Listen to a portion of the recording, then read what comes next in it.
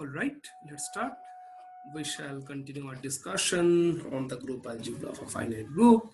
Recall that for a finite group G, LG is the set of all functions from G to C, which is a complex vector space. Now we will show that the vector space LG is isomorphic as and R, where R is the left regular representation of G. Remember that and R is not a mere vector space, it's in fact something more, it's an algebra, but for the time being, we restrict our attention on the linear structure only, as LG does not have an algebra structure yet.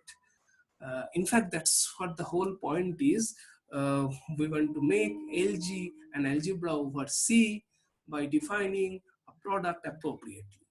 Okay, so as I said, we will now prove that the vector space LG is isomorphic to and R. So to do that, instead of the left regular representation of G, we will rather work with a different representation of G on the same vector space LG, namely the right regular representation. Let's define that. So we denote it by capital R. So Rg of f, that f is a function in Lg, is defined as follows. So the value of Rg of f at a given point x is fxg, and I leave you to check that it indeed defines a representation of G. Okay, so this is what we call the right regular representation of G. And it's easy to see that Rg inverse applied on acting on Ex is Exg, analogous to what we see there, what we see in the case of left regular representation, that small r of G acting on Ex becomes Egx. Okay.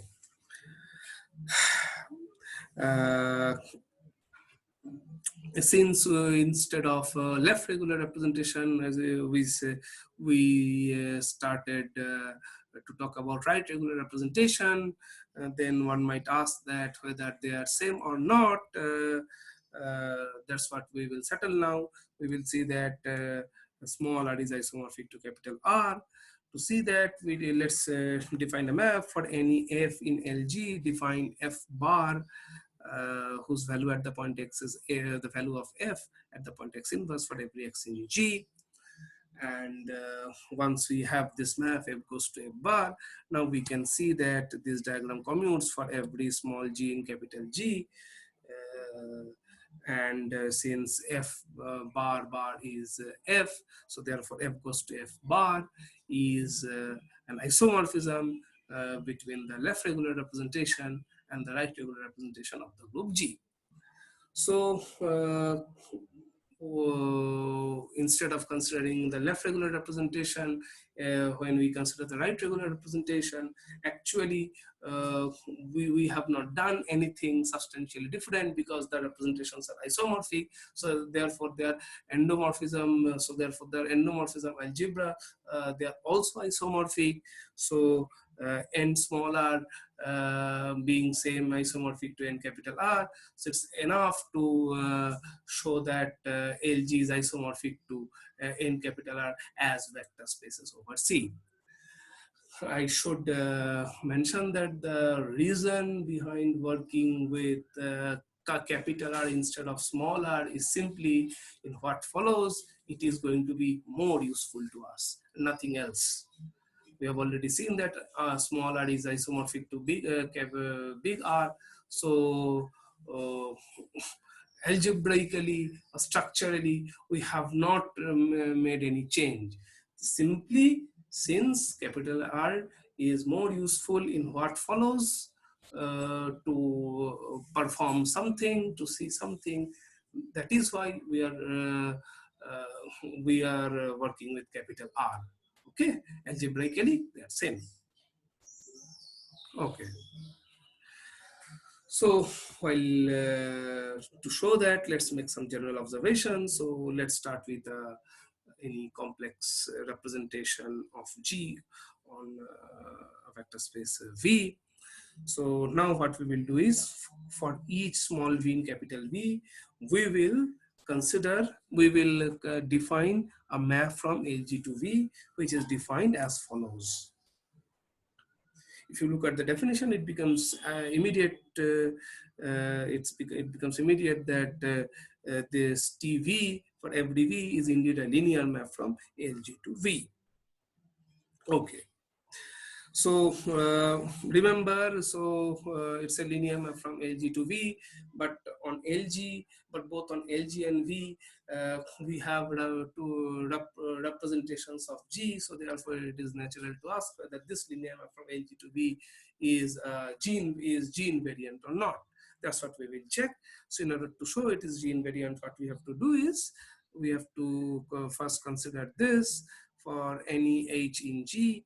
So just apply the definition, you will see this is this, because RH of F at the point G is F of GH, and then we will consider this rho H of TVF.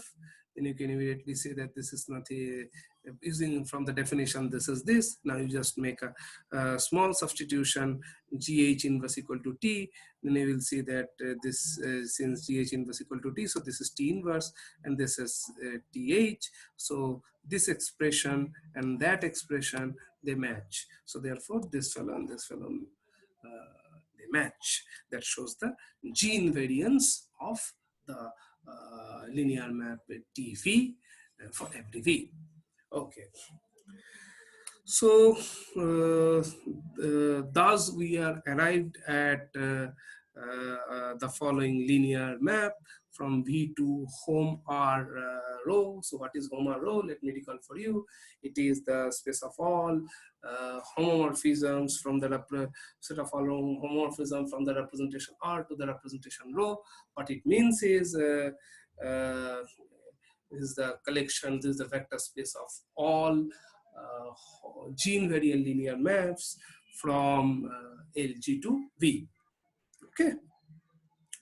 And our linear map is V maps to TV.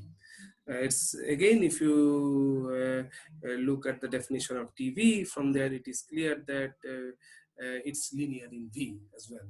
So from that, that shows that that verifies that this assignment is linear. Now we will show that this linear map is injective. Why? If it's injective, then TV, in order to show it, so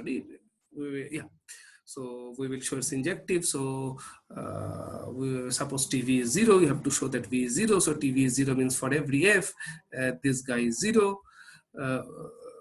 So in particular, if I take F equal to some EX, where X is a point in G, so EX, so when this is 0 with F equal to EX, then what we get is rho X inverse V equal to 0. Because if F is EX, the term that will survive is when G equal to X, and thus this boils down to this reduces to rho X inverse V, which is 0, since this is an invertible linear operator that forces V to be 0. Okay. So V goes to TV is now injective. Now we will show it's surjective as well. So for that, what we will do is we'll take gene variant linear map from LG to V. Recall that EX is a basis of EX, where X is runs over all elements in G. They constitute a basis of LG. So and every F can be written as a combination of the basis elements EX as follows. Okay. So so from this we see if T is a gene variant linear map from LG to V, then T of F has to be this. T of F has to be this. Now EX is from the what we have seen earlier. if you just recall that Rg inverse of Ex is Exg. So from that we see that we can write Ex as Rx inverse E1. Now we use the fact that T is a G invariant linear map. So therefore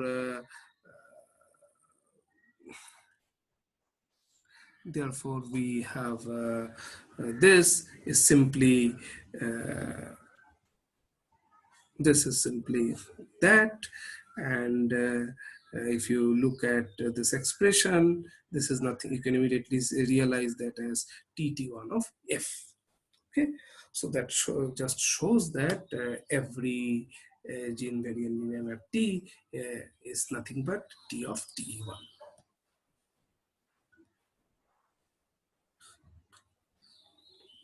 Okay, so the linear map that we have just mentioned is now an isomorphism. Of course, isomorphism, here the isomorphism is again, let me remind you that it's an isomorphism of vector spaces. Please be careful in this discussion. The word isomorphism will appear multiple times. At some places, it's isomorphism of algebra. At some places, there are isomorphisms of vector spaces. So you should not get confused. In this situation, it's an isomorphism of vector spaces. Okay. So uh, so we consider the particular case when rho equal to r that shows that Lg, because when rho equal to r, the v is going to be Lg, so Lg as a vector space isomorphic to end r, and since end capital R is same as n small r, so from there and about n small r, we know that n small r is isomorphic to n small r is isomorphic to the following, not only as vector spaces, in fact as algebras over C, but let's stick to the linear structure for the time being. So thus putting everything together, we get Lg is isomorphic to this direct sum of space of matrices. Okay, and in fact you can see that in fact this isomorphism Lg to end R, you have you know what it is. It sends every function Lg going to T5. Okay, fine. Okay, so now we will come to the main topic of this discussion, that we want to make Lg an algebra over C. Okay, so what we have to do is note that there is a bijection, not only bijection, it's an isomorphism of vector spaces. So there is this from Lg to end R, and end R has already an algebra structure. So so it's a very typical practice in mathematics that whenever there is a bijective map from a set to some structure, let it be group or ring, then using that bijective map we can make that we can put the structure on that set, so that now the bijective map also becomes an isomorphism between them. So that's what we will do. Since it is already linear isomorphism, so while making this an algebra using this, so the only thing which is being added with the linear structure of Lg is the product. Okay, let's denote the product by star. So now Lg, is an algebra with is an algebra which is isomorphic to and R. Okay, algebra, of course, the algebras over the field of complex numbers. Okay, now we want to see the product in Lg concretely. Remember how the product on Lg is defined. Suppose if you take two functions phi and psi, we first consider their images, then we compose them inside end R, and then whatever whatever we get in NDAR, again using this map, we'll come back to LG. Okay, so as I said, now we wish to see the product star, which is defined with the help of this linear isomorphism.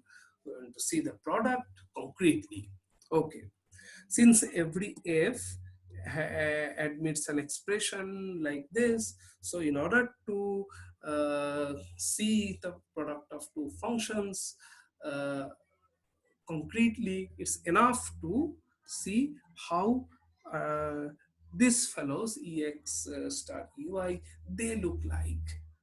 Okay, because once we know how they look like, then using that, since every function has an expression like this, so using that we will get a we will get to know how the product of two functions in NG look like.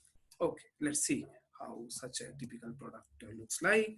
So how is the product defined? We first so we have to take their images. So the image of ex is tex. So it is here image of ey is tey. So we will take the composition of them inside and R. Now apply it on. So it's a tex composition tey. It is just so it is in it's a gene invariant linear map from LG to LG. So if phi is in LG, we will see what it does with phi. So tex compose tey applied on phi. You just apply the definition. So tex of tey phi is this fellow. Now in the next stage, so this is in LG. Now in the next stage, what you do is you apply, you write, using the definition T of Ex, open it up and see what it and see how it looks. So this will be basically this function applied evaluated at T times Rx inverse Et, RT inverse Ex, which is nothing but Ext, and then will be a sum over T. Now, because of this EGY, you see that for any given T, here the only term that will survive is when yg equal to T, or in other words, G equal to Y inverse T. So, and because yeah, so when G equal to Y inverse T, then that term only survive here, the rest of them will vanish. So from that we get the following. Okay, and then we make a substitution to realize what it is actually. If you make the substitution y inverse t equal to s, so that becomes this. So again, from here it is now clear this exy is rs inverse of exy. So therefore, this is summation s over summation s runs over all elements in G phi s times this, and which is evidently T of exy of the exy of phi. Okay, so that's what we have seen is tex composed tey is same as texy. So that shows that again the way the star product star is defined, that shows that ex star ey has to be exy for every x and y in G.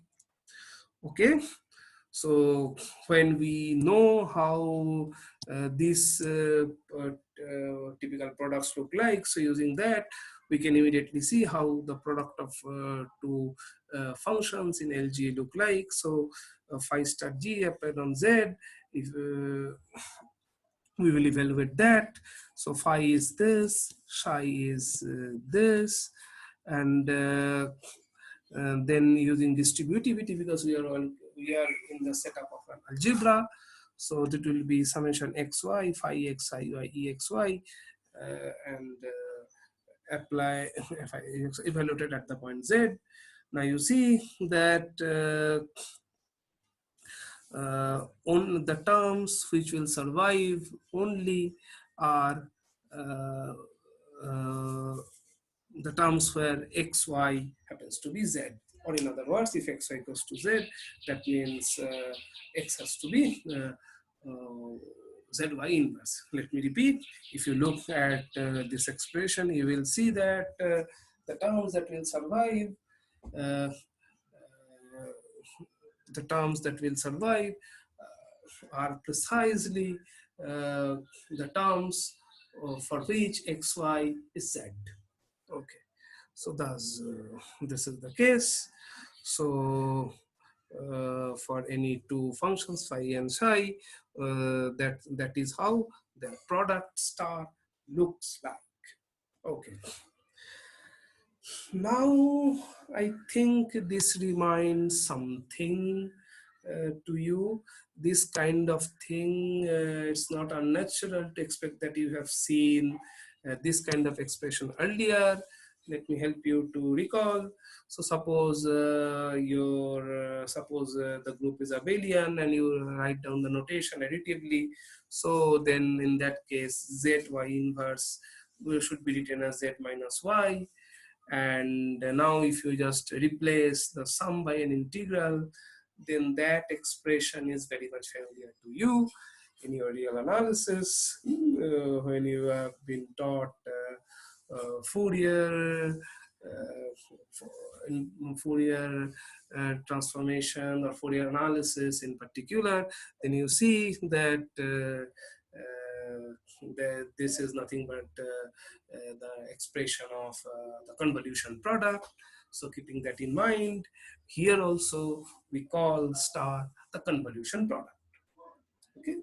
So with this terminology, what we get is LG, the vector space over C, with LG, the vector space over C, with the convolution product becomes an algebra over C, which is isomorphic to the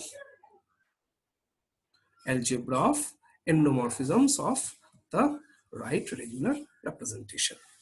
Okay, because that is how the algebra structure on LG has been put using the linear isomorphism. Okay, so it has been put in such a way that this new algebra structure that we get on LG becomes isomorphic to NR. Okay, and the algebra structure that we are going to, the algebra structure that we have put on LG is so it's isomorphic. So the algebra structure that we have put on LG, we call that algebra as the group algebra of G. Okay, so thus we get the group algebra of G is isomorphic to NR, and which is also isomorphic to the direct sum of matrix algebras. So thus we get the group algebra of a finite group G is nothing but isomorphic to the direct sum of the matrix algebras, where ni's are if you remember, ni's are the dimension of inequivalent irreducible representations of G. Okay, so we are almost at the end of our discussion. So we will end with one very interesting thing. So since we have made LG an algebra, again, which we will be referring from now on as the group algebra. So we want to know what its center is. Okay, fine. Since EX are basis of the algebra, basis as a vector space over C of the algebra. So if a function f is in the center, then f must commute with each and every EX. Okay, it's an if and only statement. If f is in the center, then it has to commute with all EX, and if some f commutes with all EX, then certainly it will commute with every linear combination of EX, and linear combinations of EX. They are nothing but all linear combinations of EX are basically all members in LG. Okay, fine. So now, so f is in the center if and only if this happens. Now we will just slightly explore what this is. So f convolution ex evaluated at the point y from using the applying the definition that it follows at once that this is fyx inverse. Okay, because here the only term that will survive when t is x. Okay, and here it is fx inverse y. So this holds for any x and any y. So in other words, f is in the center if and only if fxy is fyx for every xy. Again, we have seen when we started discussing about the characters that this condition is same as having this condition, and which is another way of saying this is by that this is the following, that f is a class function, because the definition of class function is the functions which are conjugate constant on each conjugacy classes. So f is in the center if and only if this happens, and which is same as having this, and in words this is say this is put as f is a class function. So thus we see that the center of the group algebra are nothing but the space of all class functions on G. Now if you see that when we talk about the class functions, earlier we used the notation z of Lg for the space of all class functions, and usually since the z of something is used to define the center, so now I think you can justify why then that notation was used at that time, because it's indeed the center of the group algebra. But that time we didn't talk about any algebra structure on Lg. That time we just purely use the notation z of Lg. But now it's quite too clear that yes, why writing it as ZLG, that makes sense. Okay. So we will finish with this observation that we already talked about this isomorphism. The group algebra is isomorphic to the direct sum of these algebras. So under this isomorphism, the center of this goes to the center of this algebra. And you know that the center of the direct sum is nothing but the direct sum of the centers. So under this isomorphism, z of Lg, this is the space of all class functions, goes to the center of the matrix algebras. And the center of the matrix algebras are nothing but for example, yeah. So the center of this matrix algebra is nothing but all scalar matrices. So this is this. Thus we get that ZLG is isomorphic to the linear combination of the identity elements of the constituent matrix algebras. Okay. And of course, this is isomorphic to CK. So with this observation that Z of Lg under this isomorphism corresponds to the algebras isomorphic to the space of all complex linear combinations of the identity elements of the constituent matrix algebras. So with that, I will finish this discussion. So thank you for your attention.